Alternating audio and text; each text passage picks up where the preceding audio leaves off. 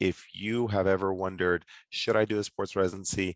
Is it for me? Is it worth my time? Should I do it? Who's done it? What's the disadvantages? Why shouldn't I do it? What does it require? What is it? This episode is for you. All right. Hi, everyone. Welcome back to the podcast. Welcome all new listeners, and welcome back to those who have heard my content in the past. Sports PT residencies, the good and the bad. I'm here to talk about my story, everything about it, everything I've heard from past residents, my experience, people who are asking me questions. If you have ever wondered, should I do a sports residency? Is it for me? Is it worth my time? Should I do it? Who's done it? What's the disadvantages? Why shouldn't I do it? What does it require? What is it? This episode is for you. All right. Before I go on to the podcast, what is new in life? I always have to go into what is new with me and what's happening in the background. Let's see. I am coming off an incredible personal development weekend. I too partake in leadership and personal development courses, and I invest a lot of my time and money into just developing myself. I'm really that's been my big focus for the last few years, and I'm all in. And I'm coming off a personal development weekend, and I just trying to stay focused on my priorities. Family and taking care of myself and also sports performance, and then also trying to help everybody else. And so really trying to stay focused on yourself, that's a big thing that is very critical as you continue your personal career. And it was fantastic. It was good to get refreshed and restored and reignited. What else is new? We are meal prepping at home. And a shout out to my wife, Stephanie Garcia. She is incredible. We currently use HelloFresh a couple days a week. If you've ever used that, it's like they deliver to your door, and you still cook it. It's just they give you the ingredients all in one. No, I'm not sponsored by them, but if they want to send me a little sponsorship, sounds good. Send them my way, HelloFresh. But yeah, so we use HelloFresh. We're also now going to be doing some meal prepping. My wife just kickstarted that this week, and I think we're going to be doing 1 or 2 meals a day in this environment. And I had one this afternoon, the first one, and it was delicious. It was amazing. Shout out to her. What else is good? I have my event next week. If at the time of this recording, if you are, it's March of 2022, and I'm hosting my Sports PT Accelerator course, both virtual and in person, March 12th and 13th. If you're going to be there, I'm excited to see you there, whether that's on screen or in person in San Diego. If you are going to be there, I would love to chat about what is next for you and what is next in your personal development. All right, on to this darn podcast. I've been meaning to do this podcast for a long time. The reason what stirred the pot is I've had so many questions about it that I eventually just had to do it. I felt like I was emailing the same things, texting people the same things. And so it came to the point where I was like, all right, let me just answer the question the same way, but in different formats. What are the questions that people are asking me? And let me just share it with the world. All right, so here's what I have. Let me tell you a little bit about, oh, you know what? No. Hold on. Before I go on to this, I need your help. I challenged my team. My team has performance. We were talking about Google reviews and Yelp reviews and podcast reviews. And I need a favor from you listeners. I need you to pause the podcast, go on to Apple Podcasts, and give me a 5-star review. If you love what I do, give me a 5-star review. I was talking to the team about getting reviews and just being honest and genuine. And, I challenged them to get a certain number of reviews for our community and asking clients and those. And I want to do the same. If I'm going to ask my team to do it, I should be able to do that myself. And what this would mean for me is just it helps other people see that I might be able to help them as well. Not every podcast is for everybody, but I know that, if you guys can share, guys and girls, excuse me, if you can share your perspective and, what this brings to your professional development or personal life or whatever it is, share that. I'm asking you genuinely, pause the podcast right now, just hit a 5-star review. It would mean the world to me, and I can show my team that I do it as well. And that would be so helpful. I appreciate you guys in advance. So thank you. All right, on to the podcast. Thank you for the 5-star review. The sports PT residencies, the good and the bad. Why did I do it? If you've heard my podcast before, you know that the foundational reasons why I chose a podcast. But for those of you who've never heard, let me give you a brief background. I went to Washington University in St. Louis. I originally went into that program for the DPT PhD program. I realized it was not for me, so I completed my DPT degree. And at the time when I was coming out of PT school, there was only 5 sports residencies in the country, and each one of them were taking, I think, only one person per cohort. So it was only one resident per class. So if there's only 5 residencies, there's only 5 spots. I think eventually a lot of them opened up for 1 or 2 slots, and I think the whole reason why is because they were so new. They wanted to give the attention to the resident, make sure they were doing the right thing. And for me, I was going to do research. And for those of you who've heard my podcast before, I also almost did pediatric physical therapy. So I opted not to do that the last semester of PT school. I did not move forward with the PhD program, and I figured out that sports residency was the next step for me. A little background on me, if you've never heard my content in the past or don't know this about me, I'm a little OCD. I'm a perfectionist. I am guilty and I am proud. I'm saying that because I'm aware of it, and it's what fuels my fire. It fuels my passion. My wife sometimes doesn't appreciate it all that much, but she understands why I do the things that I do. I just love. I actually really love what I do, and I love learning, and I love teaching, and so it's really hard to stop something you like absolutely love. And so, I wanted just that. I wanted to continue learning, but I also wanted to practice. So I was kind of caught in that's why I wanted to do the PhD program, because I wanted to learn, but I also wanted to practice. And the PhD program wasn't as it didn't give me as much freedom as I wanted to practice. So for me, I really wanted a hybrid. So I found a happy medium. So for me, I wanted 50% or 75% clinical practice and about 25 to 30-40% education in some form of fashion. So I was looking for that, and the PhD program wasn't for me. So I was like, what is next? And that's when the residencies came about. And I was like, oh, this might be my world. I love being in front of people. I love working on hips and shoulders. Like, I love manual work. I love like getting people to the next level. So I was like, okay, so the residency is perfect. Let me look into this. So I went to CSM.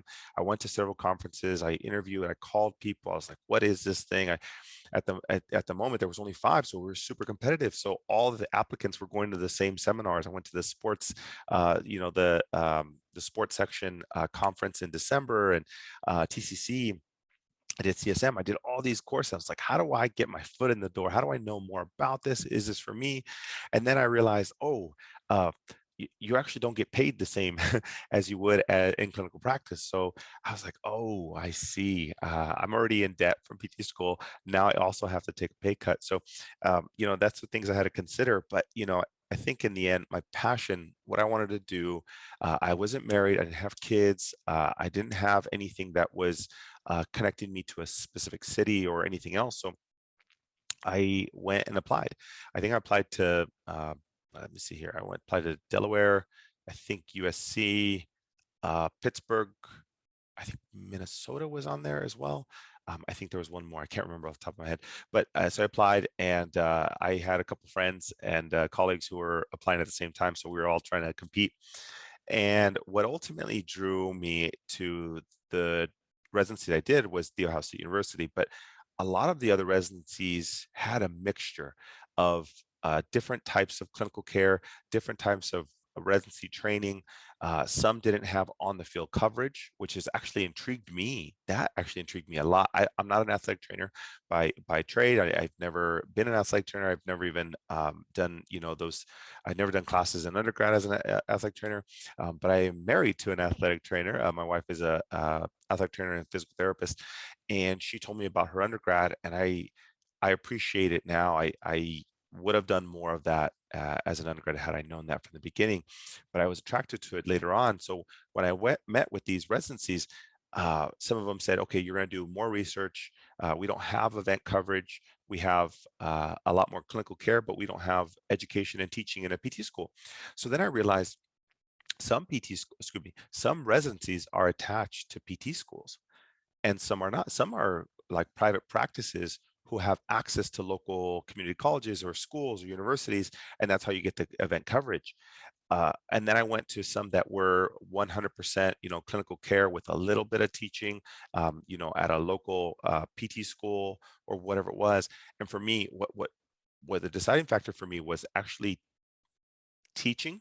I wanted an environment where I was attached to a PT school, a heavily research-based facility, and event coverage. Now, when you combine those three, it's really hard. You kind of have to be at a university hospital or a university style campus, like an R1 education institute. And it's hard. But once I interviewed, I was like, oh, that's what I want. I want a little bit of research. I want a little bit of clinical care. I want a little bit of teaching. And I want access to athletes. And some of the other programs didn't have all that criteria. Some had clinical care and attached to a PT school, but less event coverage. Or they had a PT school, they had research and patient care, but not athletic coverage. Some had athletic coverage and a PT and clinical care, but no PT school and no research. So it is all about your flavor. It's like applying to PT school again. You kind of have to decide, okay, what are your priorities? Is it cost? Because then that narrows down a lot of schools. Is it location? That narrows down a lot of schools. Is it the style of treatment? Are they heavily manual based? Are they heavy pediatrics or neuro or sports? That's what it is. Again, I can't ever answer that for people. I almost feel like you just need to create an Excel spreadsheet or Google Sheet and have columns for like what your passions are, and then see which schools kind of hit different check boxes. And that's really what's going to come down to. For me was athletes and patient care. I wanted event coverage. I wanted research, access to research, and I wanted to teach in a PT school. That to me was heavy priority, and The Ohio State University had that. And then the kicker, I met the mentors. I met them in person. And this I highly recommend. If they don't fire you up, sometimes I hope, this podcast fires you up. Wherever you are in the gym, you're driving, whatever it is, I hope it fires you up. At some point, it hits you wherever you are in your story and whatever it is you're doing in life. It should kind of see where you're at and where you're trying to go, right? And for me, I met my mentors and I was like, I want to be like you. I want your job. I want to do what you did for me right now in front of me. I was at CSM. I went to Nashville, and I remember meeting John DeWitt and Matt Briggs. Side note, if you guys are interested, I don't want to spoil it too much, but I have an upcoming podcast the next few weeks called Meet My Mentors. I'm actually going to bring these people on because I want to show you what it feels like to be around people who like pushed me and motivated me for the same reason I'm trying to help you guys out. So side note, so be ready for that. All right, so I met Matt Briggs and John DeWitt, great human beings, as bright as they come, and they just got good energy. And I was like, I couldn't imagine myself being mentored by these human beings and loving every minute of it. I was like, can I connect with you? Do you resonate with me? And then, are you in the position that I want to be in? Yes, all of those. At the time, I remember one of the mentors, Matt Briggs, he was the DPT instructor. He was head of the residency, and he was doing his PhD. I was like, oh my goodness, that's amazing. That to me sounds so great. And I think John at the time was a director of physical therapy. He had started his residency like he was crazy. He was starting all these residencies. You could tell he's passionate about physical therapy. He had done work before with the New England Patriots. He had done work in professional sports. And with the combo, I was like, okay, so I knew I wanted to be like that. Once I met the mentors and I saw the environment, it just clicked for me. Now, for you, you won't know until you get your wants and your needs down on paper. You got to make it happen on paper. Write down your wants and your needs, because people say, is a residency good for me? Like, is it ready for me? I don't know. Like, what do you want? That's the first thing I ask. Well, I want to work with athletes. Well, you can find a facility that works with a lot of athletes. Like, what is it that you want? You can totally do that. Well, I want mentorship. There's other facilities that you can just get mentorship plus, athletes. Well, I want to teach. Oh, now we're talking. Now you need access to a facility or an institute or a PT program, whatever it is. Okay, do you want to do research? No. Okay, so then now you're building out your your sheet, right? Like, this is what I want, this is what I don't want. But I think you got to answer that first. Don't tell me that you just want to work with athletes and you want mentorship. You can get that in like a private practice. You could totally do that. Now, if you're looking for structure and curriculum and all this other stuff, that's what it comes down to. So for me, my why was that I was looking for opportunities beyond just patient care to kickstart my career, because I knew if I had a family early on, or I was committed to somebody early on, it was going to be harder for me. So at the time, it was just perfect timing. I was single, ready to mingle, and I was just doing the residency because I had that opportunity. Not everybody has that, and everybody wants that. I totally get that. Your circumstances are different. I'm telling you why mine worked out for me. So that's my why. Now let's talk about the application. The applications have probably changed 1,000 times over, but ultimately it felt like I was applying to like PT school again in general. So I had to write an essay or a couple essays on, why I felt I deserved it, why I was looking for it, what my career goals were, and how they were going to help facilitate that. That's the general kind of application. And then I had to get letters of recommendation, and this was critical because I had to choose the right people. And I think, and I can't remember this, but I'll confirm this at some point. I think I had one of my mentors, Shirley Sarman, write a letter. I think that's what I did. So Shirley, I had done a last course with her. Sorry, I did an internship with her. My last rotation, my rotation had dropped out. My mentor had dropped out of my last rotation in PT school, and she happened to pick me up. So I ended up doing a rotation with her, and that was incredible. I think I had her write me a letter of recommendation. I had my PhD advisor at the time also write me a letter of recommendation, and I can't remember who else. So you got to choose your people wisely. Who are your mentors? Who's going to write the best letter of recommendation for you? And if you didn't have those mentors, that's going to be challenging. You're going to have to find those people who are going to vouch for you, not just like your friends, your family, or maybe it was an undergrad teacher. It's got to be something beyond that in the professional development world. So be prepared for that. And then just other things that you had done volunteer wise outside of PT school. Now, this is the trick and the trouble, because in PT school, we're all slammed. There's so many hours. You don't have time for other things. Some people did volunteer. I did research. I did 10 to 15 hours a week while doing PT school of just research, data collection. So I had that going for me as well. I was involved in different organizations, and that helped my application too. So it's not always just I don't even think they looked at my GPA. Not even sure if that was possible. I think they just looked at, like, did I pass? I have a license? Who are my letters of rec? And generally, how is your overall performance? So application, very similar to PT school, obviously not as like challenging. I don't think there's like 500 to 1,000 people applying. I think it was very competitive, maybe 200-300 people for one slot, but still you had to stand out from everybody else. So I remember my application at the time when I got in, there wasn't as many. So I'm not sure if I'd be accepted nowadays, given how competitive the residencies are. But that was the application. So tell me now, let's talk about the actual system. What was it like year one? And mine was a 15-month residency, 15 months. I don't know why 15 months. I think because they wanted 1 year plus another like event coverage quarter. Maybe that was either in rugby or in PT school. I'm not sure. I think that's why I did it. So mine was 15 months. There's a lot out there who are 1 year, maybe 18 months, but generally I think year is kind of the standard or the norm. So I did that, and ours was on a quarter system because the Ohio State University works on a quarter system. So we didn't do semesters, we did quarters, and every quarter the residency changed. So at any given time, you at least had, I think, 60 to 75% patient care, athlete care. So you were in the clinic treating athletes and patients for 75% typically. So now that's about 30 hours, and that would change. I think I even dropped one quarter, I think, to 50%. I'm not sure. So I did at least 75%, and my schedule, I think we started early, unless it was a different season for rugby. But I started early, 6 or 7 in the morning, treating people. And then it was pretty cool because I think in the first quarter, I think they get your feet wet. They get you an event coverage. So your schedule, I think we were finishing at like 3 or 4, and then we'd go to rugby practice Mondays and Wednesdays.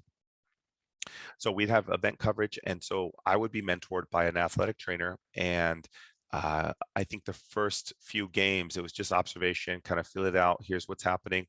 And there was didactic criteria behind the scenes. So not just, it wasn't just like learning on the job, but it was every Friday we had this grand rounds where we went and met with all the residents, the sports residency faculty, and we reviewed kind of concepts for the week, whether that was taping or emergency medicine or whatever the flavor for the week is. And they had a 52-week structure, and like what every single week would be learning. So we had every Friday we have a topic. We go through an hour of assessment, treatment, whatever it was, and that was all the faculty. And then an hour after that, we'd have something called grand rounds with physicians or surgeons and all the orthopedic residents, pediatric residents, neuro residents, and we'd all be in there listening to a surgeon talk about a certain topic or concepts that we'd all do and talk about the residency. So it's actually pretty cool because you're actually with other residents doing the same thing, except everybody has their niche or their specialty. So that was great. I like the community aspect to that. And I wanted to, for me, actually, in hindsight, I like that they had other residents and other residency programs. Not every residency program has that. I will say there are some standalone sports residency programs that have no other residents or other style of programs. I remember at the time learning that John DeWitt had been a big part of like pushing all these residencies, helping create like neuro and pediatrics and ortho and sports, and learning about that. I was like, man, that's incredible, because what you're trying to do is you're trying to create a platform for a higher level of standard for clinicians or future clinicians to be able to set that, and putting them all in one environment. It was just incredible to be part of. So that was the fall quarter. And I think that we also taught in the PT school, maybe Tuesday, Thursdays, maybe midday. So that would be taken out of our patient care time. So I would start maybe 8 to 12, go into, we teach a ortho lab or maybe an anatomy lab midday, and then we have to come back to patient care till the evening. So we would do maybe rugby Monday, Wednesday evenings, and then travel or Saturday coverage, event coverage for games. And then maybe Tuesday, Thursday middays, we had, PT school assistant lab courses and everything else. And then on Fridays, that's when we had our education. I think we started at 6 a.m. Education courses at 6, maybe ground rounds at 7, and then we went straight into patient care. And then we'd finish on Friday if we had rugby practice or whatever it is. And then Saturday was event coverage. So you had to go to rugby games, whether that was traveling away or home games. And then Sunday for the most part was like on your own. There were Sundays, probably once a month, where you would have to do volunteer or community outreach. So we'd have like a biking event that we'd have to do coverage on, or a marathon that we'd have to be in a tent, medical tent, helping people. So, if that was a lot of time. It was probably, and I don't want to exaggerate, minimum 60 hours, minimum, up to 70 to 80, depending on the time that you were putting in. And get this, you are already starting to study for your SCS exam. Now, the curriculum they had every single week was based on modules to help set you up for success for the SCS. Now, there's no way you can cram for an SCS exam. So the residency would help give you a platform, but what it didn't do was it didn't give you, I mean, you're setting up your weekly modules to be able to study, but all that did was line you up to be prepared for this large volume of information that you're going to study for at least 8 to 12 weeks after the residency. But if you got a kickstart, you were studying while you were in the residency. So that was a huge benefit to us, is studying ahead of time and knowing what those modules are going to look like. So that was great. So in the fall, we'd go rugby, PT school, instruction, grand rounds, educational rounds, and already starting to study for the SES exam. And then we'd go into the spring or the winter, and that would change based on the season. So then we go into high school football, or high school wrestling, or high school sports that were different from rugby. So we had exposure to that. So I did high school football, and that was great for me. I loved high school football. So you did Friday Night Lights. Instead of working with rugby, they would remove you from rugby and then go into Friday Night Lights, and then you'd go out to practice, Tuesday, Thursdays. So that was fun for me. And then in the spring, I can't remember if rugby season was off, so it was heavy PT school. So then you taught more in the PT school, but then your patient care hours also increased, 80, 90%. Plus you would also do PT school instruction. So you have this wavering education. And then if you wanted to, you can go into a research track where you can spend less time in the lab or do more on the research side. So it really came down to what your passion was. And for me, event coverage was that was my passion because I didn't have an athletic training degree. I wanted to learn more about that. That to me was one of the main reasons why. And so they allowed you a little bit of tailoring. You just have to ask, is this possible? Can I do this?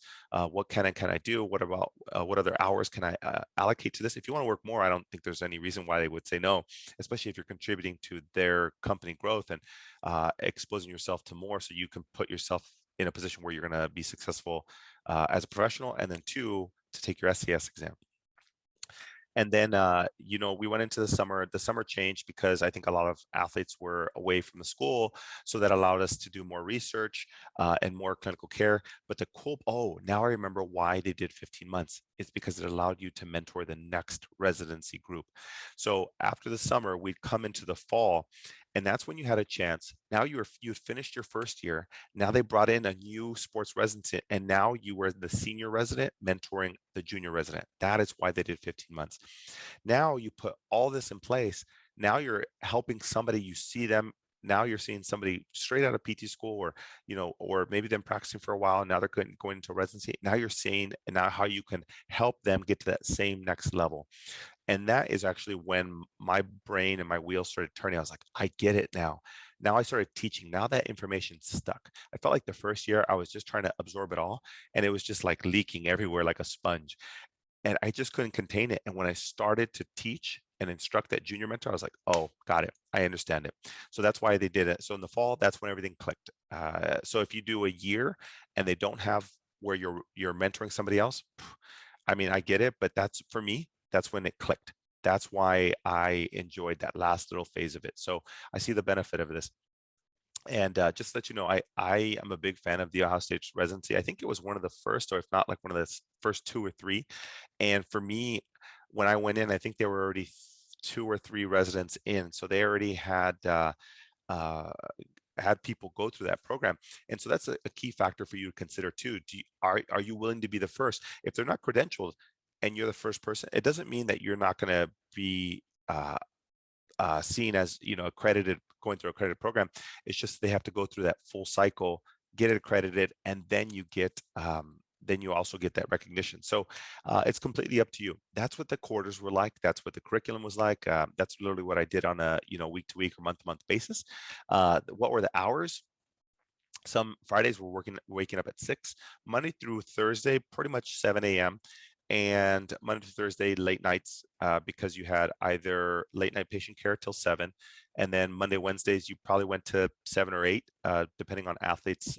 When we managed rugby athletes or high school football athletes, if anybody was injured, that's the thing. When you're in a residency, time is, don't make plans. Like you can't, like if you think you're gonna have dinner, at 6 p.m. or 7 p.m. because that's when you get off of work and you have to write notes and all those other things. When you're a sports resident, no, yes, you're generally going to get off at 7, but when you're covering events and there's somebody who's hurt, everything kind of takes a back seat. So you literally might be an hour late or whatever it is, but that's why you're there. See, it's really hard to complain or see that as a problem. Like, you signed up for this, like that's just the nature of it. And believe it or not, some people live this lifestyle. When I worked pro sports, that is the lifestyle, and that was tough, but the residency helped me understand that. So when I got into pro sports, working till 9 o'clock, I understood sometimes it's whatever the athlete needs. That's just the level of understanding. So the hours were long.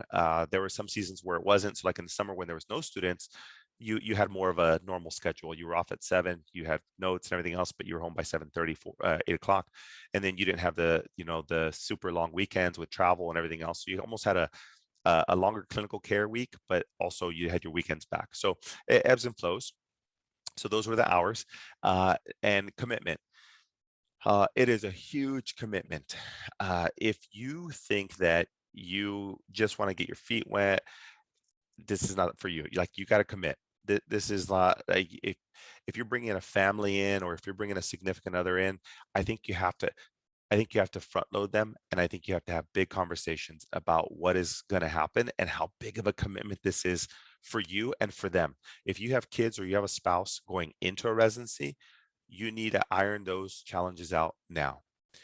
Allow them the opportunity, because what happens, it's all about expectations, setting them up and letting them know, I might have to work 6 a.m. to 8 p.m. in this season during the fall, and some Saturdays I might be gone. As long as you let them know that, they know what they're getting into, versus, yeah, I'll be off at 7, don't worry. And then you call in an hour late. You're like, I can't, I have athletes. And that's where problems arise. And that's why I see the challenge for a lot of people. If you're fully committed to this and you're doing it for the right reason, it's perfect. Then you're just know that you have to be fully committed from an hours perspective, time, energy, passion, love, or you will just drain. It will drain you out, and it will be very difficult to be successful. And this is also an important factor when you're interviewing for these positions. You know, explain that, like, I'm committed, I understand the magnitude of energy, time, effort, and I'm willing to give that. And they will appreciate that. Like, you've done your homework, you've considered this. They're looking for successful people. Think about this. The residency is looking for a prospective ambassador. They know that all these applicants are strong. Who is the one that's going to take their name, their program, to the next level, whether that's, working in pro sports or working in a university or whatever it is? They want to know, is the person in front of me committed? Do they have the assets to be able to bring into this company that's going to, develop the relationship and the marketing and everything about this company, and take us to the next level and bring in future residents? That's what they're looking for, truly. And if you explain that, I think that'll help your interview process. All right. So who is it perfect for? Who is a sports PT residency perfect for?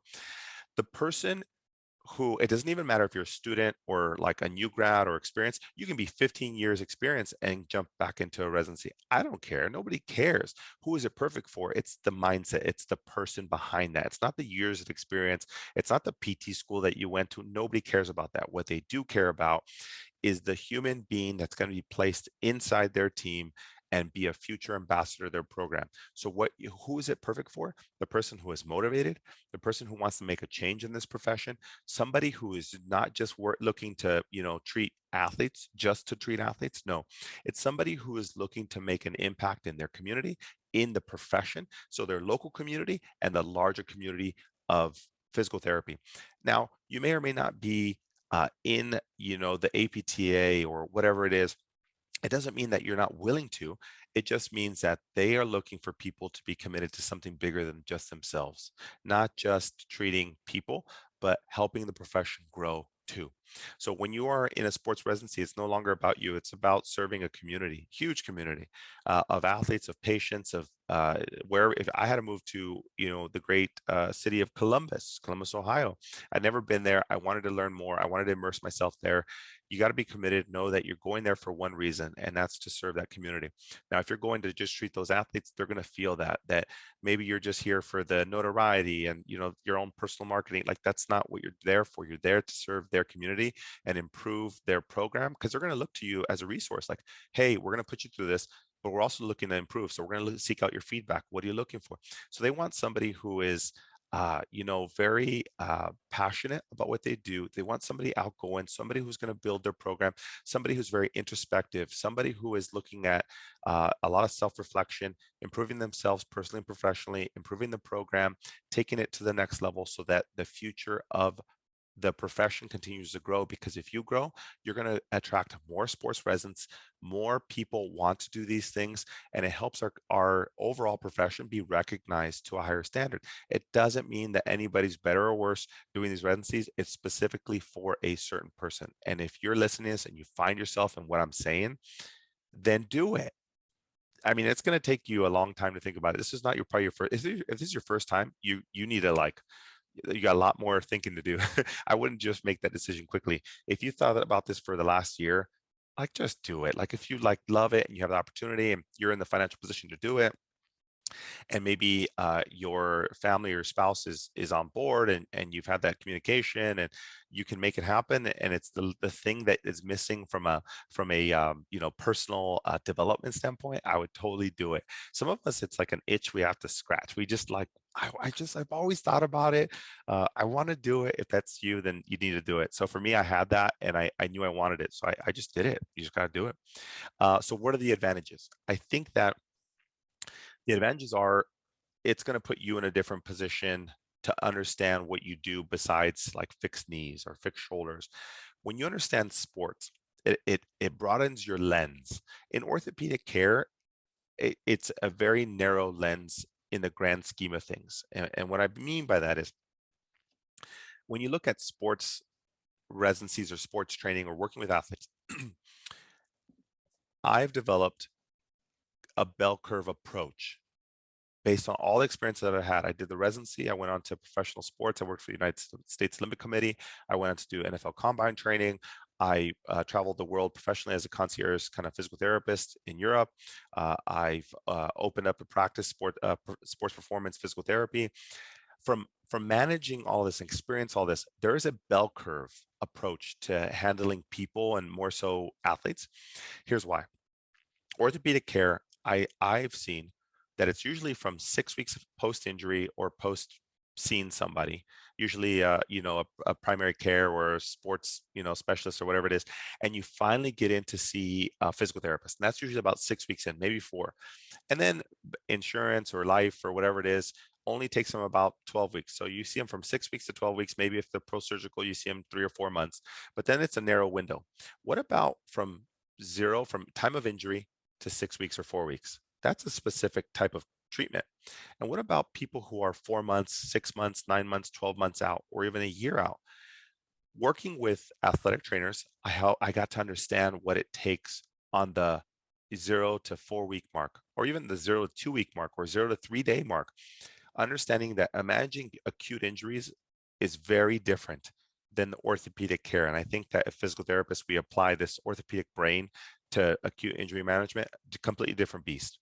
But now having a greater appreciation of what that lens looks like, working with athletic trainers who are wizards, just like beautiful clinicians, amazing what they did. You could just like, it was like a work of art. And I was like, oh, I want to tape like that. Oh, I want to be able to do that, just wound care, whatever it is, managing a spine board, just so fluid. Understanding the acute injury management, very different world.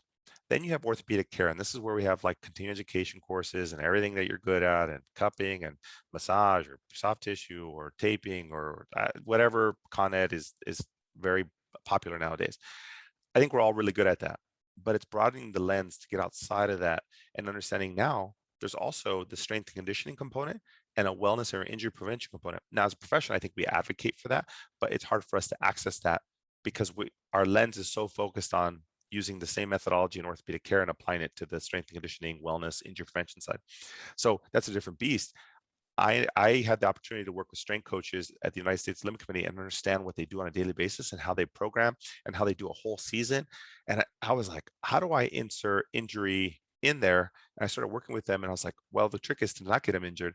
So how do I keep them strong and preventing injury and working with their programming? So I worked with a lot of strength coaches. I understand the methodology, and dove in deeper on parameters and guidelines to set people up for success across a whole year. Then looking at, well, how do I prevent injury? How do I keep them healthy? So when you combine acute injury management, orthopedic, like clinical care, and then strength and conditioning, injury prevention, our best threshold is to be on the injury prevention side. But the problem is that we normally only access people from 6 to 12 weeks, and we rarely get them from 0 to 4 weeks. So taking a broader lens and doing this residency gave me that lens. I was like, whoa, I can see them on the field day one, post ankle sprain, tomorrow, get them on the books, manage them from 0 to 4, and then work with the strength conditioning coach to make sure they can get back into sport so they don't even have to achieve the 6 week to 12 week clinical care. I could avoid them going into the clinic from a normal standpoint of like, well, it's a 6 week old injury. Now we're going to have to do all these other things. And I could expedite healing. I could literally expedite healing and get them into play faster if I understood strength and conditioning principles and where they needed to be in order to get back into play. And could see them at day one, post injury, learn how to tape them, learn acute injury management, expedite edema control. If I could train them, if I can work with them 7 days a week in an ideal world, what would that look like? It's not the same 3x10 of TheraBand exercises. I'll tell you that. It's very different. So taking a broader lens, that was the advantage of the residency for me. Getting a larger scope of what I do for people, like broadening my lens outside of this clinical care world. That's what I wanted. So I wanted, sorry, that was the advantage I saw from my aspect. Everybody's going to give you a different answer, but for me, it was the bigger picture of how I serve people and humans and how I can help them across not just 6 weeks, not just 1 year, across their lifespan. I could help a marathon runner if I can keep them injury free. Then I work on their programming.